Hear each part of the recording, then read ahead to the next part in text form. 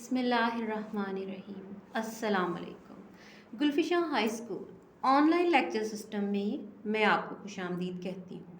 امید ہے کہ آپ سب اللہ کے فضل و کرم سے خیریت سے ہوں گے۔ ہمارا آج کا لیکچر 8ویں جماعت کے لیے ہے۔ ہمارا مضمون ہے اردو اور ہمارا آج کا عنوان ہے نعت۔ عزیز طلباء، سب سے پہلے میں آپ کو یہ بتانا چاہوں گی کہ نعت کسے کہتے ہیں۔ نعت نظم کی ایک ایسی قسم ہے جس میں آپ صلی اللہ علیہ وسلم کی تعریف بیان کی جاتی ہے۔ عزیز طلباء، نعت کا پہلا شعر میں پڑھتی ہوں اور اس کے مشکل الفاظ کے معنی آپ کو بتاتی ہوں، پھر ہم اس کی تشریح کریں گے۔ بزم کونین سجانے کے لیے آپ صلی اللہ علیہ وآلہ وسلم آئے، شمع توحید جلانے کے لیے آپ صلی اللہ علیہ وسلم آئے۔ بزم کونین، دونوں جہان، یعنی یہ والی عارضی دنیا اور ہمیشہ رہنے والی ابدی دنیا۔ سجانا، آرائش، خوبصورتی میں اضافہ کرنا۔ توحید، اللہ تعالیٰ کی وحدانیت کا پیغام۔ عزیز طلباء، اگر ہم آپ صلی اللہ علیہ وسلم کی آمد سے پہلے عرب معاشرے کی حالت دیکھیں تو عرب معاشرہ گمراہی کی طرف گامزن تھا۔ ڈر تھا کہ وہ تہذیب جس کو نشو و نما پانے میں صدیاں گزر گئی تھی عن قریب مٹنے والی ہے۔ عربوں میں بے شمار برائیاں جو تھی وہ جنم لے چکی تھی۔ عرب جہالت کی تاریکیوں میں ڈوبے ہوئے تھے۔ ایسے میں اللہ تعالیٰ نے آپ صلی اللہ علیہ وآلہ وسلم کو ان کا رہنما بنا کر بھیجا، ان کی رہنمائی کے لیے بھیجا۔ وہ وقت جب کفار مکہ بہت سے خداؤں کی پرستش میں مبتلا تھے، ایک دوسرے کو پہچانتے نہیں تھے، انسان کو انسان کی معرفت نہیں تھی، پہچان نہیں تھی، تو ایسے میں آپ صلی اللہ علیہ وسلم کہتے ہیں نا کہ یہ دونوں جہان، یہ دنیا جس میں ہم رہ رہے ہیں اور اس کے بعد ابدی دنیا جس میں ہمیں کوچ کر جانا ہے اور ہمیشہ کی زندگی جینا ہے، دونوں کی رونق، دونوں کو سجانے والے، سنوارنے والے صرف اور صرف آپ صلی اللہ علیہ وآلہ وسلم ہیں۔ آپ صلی اللہ علیہ وسلم نے عرب معاشرے کو ایک خدا کی وحدانیت کا، ایک خدا کے ہونے کا درس دیا۔ آپ صلی اللہ علیہ وسلم نے انہیں بتایا کہ ان متفرق خداؤں کو چھوڑ کر وہ صرف اور صرف ایک خدا کے سامنے سجدہ ریز ہوں، اس سے اپنی تمام حاجتیں، اپنی تمام تر دعائیں جو ہیں وہ اسی سے مانگیں، کیونکہ وہی عطا کرنے والا ہے، وہی پیدا کرنے والا ہے۔ یہ ان کے اپنے ہاتھ سے بنائے ہوئے بت ان کے لیے کسی کام کے نہیں ہیں۔ عزیز طلباء، شعر نمبر 2 کی طرف۔ ایک پیغام جو ہر دل میں اجالا کر دے، ساری دنیا کو سنانے کے لیے آئے، آپ صلی اللہ علیہ وسلم آئے۔ پیغام، اطلاع دینا یا خبر دینا یا زبانی بات کہہ دینا، اجالا، روشنی، نور۔ حضرت محمد صلی اللہ علیہ وسلم نے اللہ تعالیٰ کی وحدانیت کا، اللہ تعالیٰ کی توحید کا پیغام ہر انسان کو سنایا۔ ہر انسان کو جو کہ گمراہی کے دہانے پر کھڑا تھا، اس سے جہالت کی تاریکی سے لا کر اس کا سینہ ایمان کی روشنی سے بھر دیا۔ ہر انسان یہ بخوبی طور پر جان گیا تھا، اس بات سے بخوبی طور پر آگاہ ہو گیا تھا کہ یہ مٹی اور پتھر کے بنے ہوئے بت اس کے کسی کام نہیں آئیں گے۔ جیسا کہ آپ جانتے ہیں کہ اسلام سے قبل عربوں نے مختلف قسم کے بت بنائے ہوتے تھے۔ کسی بت سے وہ رزق طلب کرتے تھے، کسی بت سے وہ اپنی حاجتیں طلب کرتے تھے، کسی بت کو جو تھا وہ بارش برسانے کے لیے انہوں نے مخصوص کیا ہوتا۔ غرض یہ کہ زندگی کی ہر خواہش کے لیے، ہر ضرورت کے لیے وہ اپنے ہاتھ سے بت بناتے اور ان سے اپنی حاجتیں طلب کرتے۔ ایسے میں آپ صلی اللہ علیہ وآلہ وسلم نے انہیں اس جہالت پسند رویے کو چھوڑنے کو کہا اور انہیں بتایا کہ تم جو کچھ کر رہے ہو یہ سب غلط ہے۔ اس پوری کائنات اور اس میں موجود ذرے سے لے کر آفتاب تک ہر چیز کو بنانے والی ذات صرف اور صرف اللہ تعالیٰ کی ہے، اور وہی وحدہ لا شریک ہے، اور اس کے علاوہ کوئی عبادت کے لائق نہیں ہے۔ یہ تمام باتیں عرب معاشرے کے دل میں گھر کر گئیں، اور وہ متفرق خداؤں کو چھوڑ کر اللہ عز و جل کی طرف راغب ہوئے۔ شعر نمبر 3۔ ایک مدت سے بھٹکتے ہوئے انسانوں کو ایک مرکز پہ ملانے کے لیے آپ صلی اللہ علیہ وآلہ وسلم آئے۔ مدت بیٹا عرصہ دورانیہ، بھٹکتے ہوئے جو اپنی راہ سے، اپنے راستے سے دور ہو گئے ہوں، جو اپنے راستے کو بھول گئے ہوں۔ مرکز کہتے ہیں کسی بھی چیز کا درمیان، وسط۔ اب تشریح کی طرف آتے ہیں۔ عزیز طلبہ، عرب لوگ یا عرب کے معاشرے میں رہنے والے لوگ جہالت کی تاریکیوں میں ڈوبے ہوئے تھے۔ ان میں کسی رشتے کا احترام نہیں تھا، وہ غلط قسم کی رسومات کا شکار تھے۔ بیٹیوں کو پیدا ہوتے ہی زندہ دفنا دینا اس معاشرے کی عام روایت تھی۔ عورتوں کے ساتھ برا سلوک کیا جاتا، یتیم کو اس کا حق حاصل نہ تھا، غریبوں کو ان کے حق سے محروم کیا جاتا تھا، اور دونوں میں، امیر اور غریب میں فرق روا تھا۔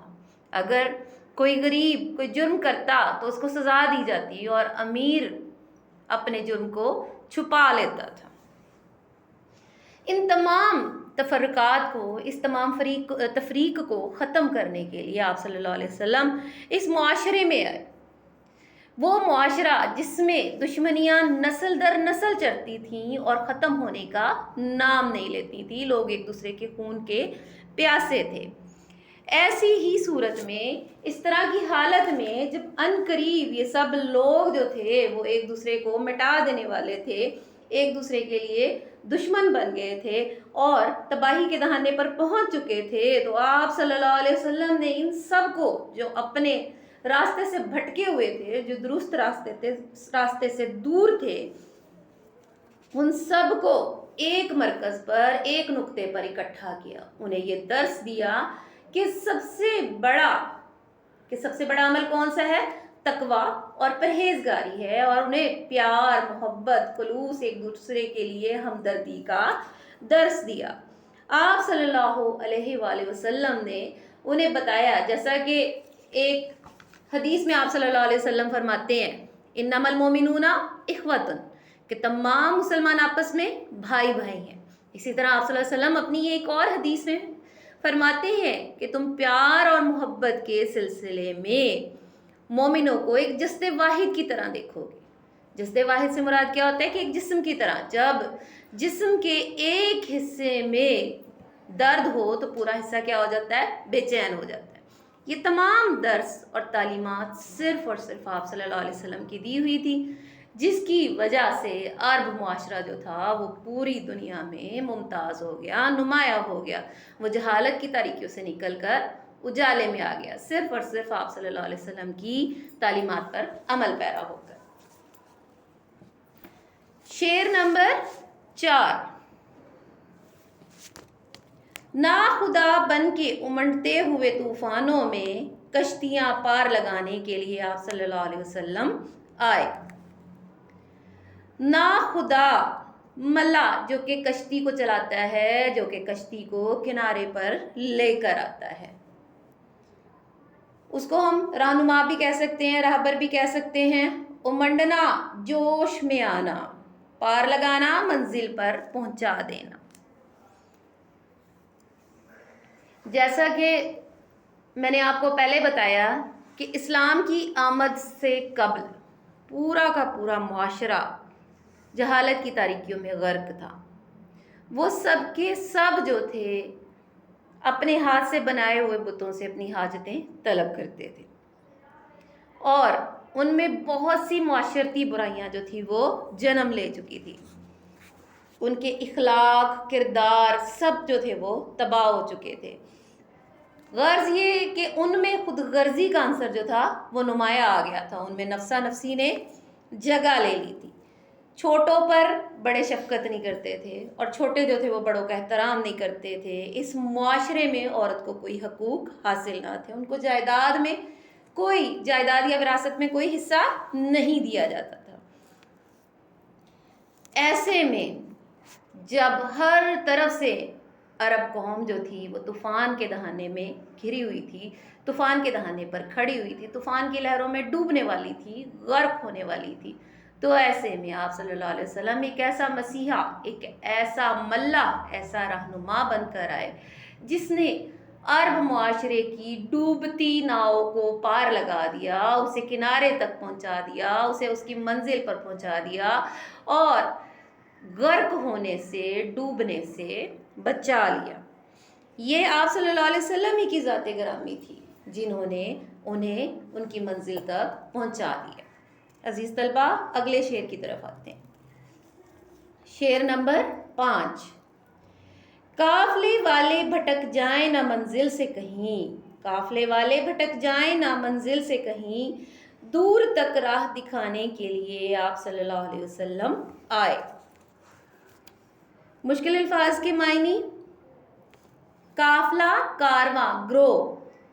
بہت سارے لوگ جب مل کر کسی منزل کی طرف سفر کرتے ہیں، نکلتے ہیں، تو وہ کیا بن جاتا ہے؟ قافلہ۔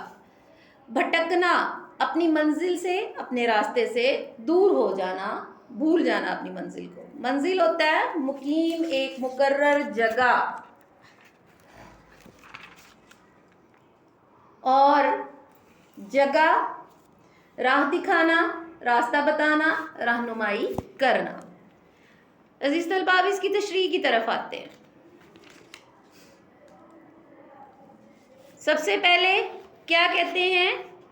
شاعر کہتے ہیں کہ وہ تمام لوگ جو اپنی منزل کی طرف رواں دواں تھے، یعنی وہ عرب معاشرہ جو اسلامی تعلیمات قبول کرنے کے بعد اپنی منزل کی طرف نکل پڑا تھا، انہی کے لیے آپ صلی اللہ علیہ وآلہ وسلم نے ایک ایسا تعلیمات کا خاکہ پیش کیا جس پر عمل کر کے وہ دنیاوی زندگی میں بھی اور آخرت کی زندگی میں بھی کامیاب ہو سکیں، کیونکہ آپ صلی اللہ علیہ وسلم کو اپنی امت سے بہت پیار تھا۔ وہ چاہتے تھے کہ میری امت کسی طور بھی اپنے راستے سے بھٹک نہ جائے۔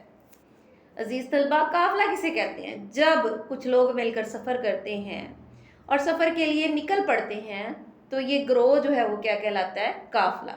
اور اس قافلے کی قیادت کرنے والا کوئی نہ کوئی رہنما ہوتا ہے، شخص ہوتا ہے جو تعین کرتا ہے کہ کس طرف قافلے کو جانا چاہیے، کس طرف سے قافلے کو آگے بڑھنا چاہیے۔ اور عرب کے اس قافلے کے سربراہ آپ صلی اللہ علیہ وآلہ وسلم تھے، جو عرب قافلے کی کیا کر رہے تھے؟ رہنمائی کر رہے تھے کہ کہیں یہ قافلہ جو ہے وہ اپنی منزل سے بھٹک نہ جائے۔ نبی کریم صلی اللہ علیہ وسلم ہی ان کے رہبر اور رہنما تھے، اور آپ صلی اللہ علیہ وسلم کی تعلیمات جو ہے وہ قیامت تک تمام تر دنیا کے لیے کیا رہیں گی؟ رہنما رہیں گی، اور ان کی رہنمائی کرتی رہیں گی۔ ہمیں چاہیے کہ ہم بھی آپ صلی اللہ علیہ وسلم کے اسوہ حسنہ پر عمل کریں۔ شعر نمبر 6۔ چشم بیدار کو اسرار خدائی بخشے، چشم بیدار کو اسرار خدائی بخشے، سونے والوں کو جگانے کے لیے آپ صلی اللہ علیہ وسلم آئے۔ چشم کا مطلب ہوتا ہے آنکھ، بیدار ہوتا ہے جاگتی ہوئی، چشم بیدار جاگتی آنکھیں۔ مراد سمجھدار لوگ جن میں سمجھ بوجھ کی طاقت ہوتی ہے۔ اسرار، بھید یا کوئی راز، چھپی بات، جگانا، ہوشیار کرنا، نیند سے اٹھانا۔ اگر ہم یہ کہیں کہ آپ صلی اللہ علیہ وآلہ وسلم کی ذات گرامی سے پہلے، ظہور اسلام سے پہلے، آپ صلی اللہ علیہ وسلم کی تعلیمات سے پہلے عرب معاشرہ جو تھا وہ خواب غفلت میں، جہالت کی تاریکیوں میں ڈوبا ہوا تھا، ان لوگوں کو کسی قسم کا شعور حاصل نہیں تھا۔ آپ صلی اللہ علیہ وسلم ان کے لیے ایسے رہنما بن کر آئے جنہوں نے انہیں خواب غفلت سے بیدار کیا۔ آپ صلی اللہ علیہ وسلم ایک ایسے مسیحا تھے جنہوں نے ان کی درست راستے کی طرف رہنمائی کی، انہیں سیدھے راستے کی طرف، توحید کے راستے کی طرف وحدانیت کے راستے کی طرف گامزن کیا۔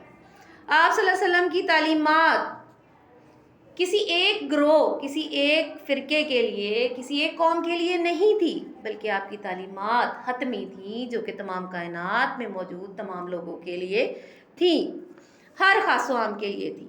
وہ لوگ جو سمجھدار ہیں، ان کو آپ صلی اللہ علیہ وسلم نے اللہ تعالیٰ کے راز بتائے، اللہ تعالیٰ کی حقیقت سے آگاہ کیا، تاکہ یہ لوگ اللہ تعالیٰ کی ذات کو پہچان سکیں۔ وہ باتیں بتائیں جن کے ذریعے، جن پر عمل پیرا ہو کر وہ اللہ تعالیٰ کی معرفت حاصل کر سکتے ہیں، اللہ تعالیٰ کی شناخت حاصل کرتے ہیں، اللہ تعالیٰ کی پہچان حاصل کر سکتے ہیں۔ عرب آپ صلی اللہ علیہ وسلم سے کہتے تھے کہ تمہارا خدا دکھائی نہیں دیتا، ہم کیسے دیکھیں تمہارے خدا کو؟ اللہ تعالیٰ نے انہیں بتایا کہ زمین اور آسمان میں موجود نشانیوں کو دیکھو اور ان سے خدا کو پہچانو، اور یہ کہ اللہ تعالیٰ تو تمہاری شہرگ سے بھی زیادہ قریب ہے۔ آپ صلی اللہ علیہ وسلم نے اس تمام تر معاشرے کی رہنمائی کی اور انہیں اللہ تعالیٰ کی معرفت کا درس دیا، انہیں خواب غفلت سے بیدار کر دیا۔ آپ صلی اللہ علیہ وسلم فرماتے تھے کہ غفلت کو چھوڑو، اللہ تعالیٰ کو، اللہ تعالیٰ کی نشانیوں سے پہچانو۔ عزیز طلبہ، امید کرتی ہوں کہ آپ کو ان اشعار کی تشریح جو ہے وہ بخوبی سمجھ آ گئی ہوگی۔ عزیز طلبہ، آپ نے ان اشعار کی تشریح کو اپنے ہوم ورک پہ لکھنا ہے اور یاد کرنا ہے۔ عزیز طلبہ، اللہ حافظ۔ Subscribe GKH channel, press bell icon, like, comment, share. Thank you. Allah Hafiz.